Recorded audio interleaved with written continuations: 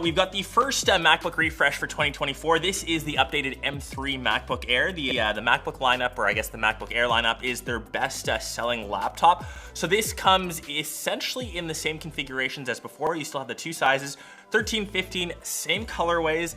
Starlight, Silver, Space Gray, as well as Midnight, but taking out the Midnight option, which is the one that I have here, has the new anodization process similar to Space Black found on the MacBook Pro. Essentially should help with fingerprints. And here's your kind of first look at the new Midnight. So obviously the color hasn't changed. It's just that new anodization process, and that looks obviously super, super sleek. And as this starts up, even with the Space Black from the MacBook Pro, it's not completely prone to not having fingerprints. Hopefully this new anodization process should help.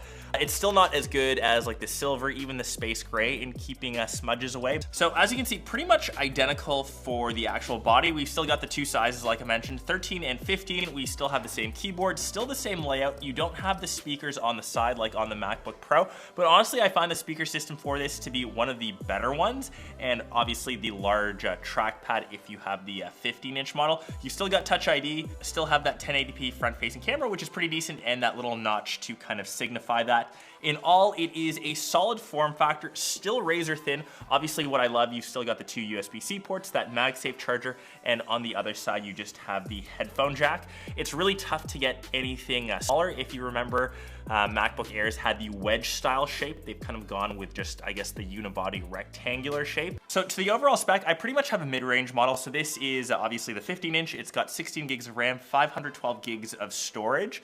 Base models still start at $1099 for the 13, $1299 for the 15. My recommended route to go is upgrade the RAM to at least 16 gigs. Maybe you can get by with 256. You can always get like an external SSD, but bump that up to 512 if you can.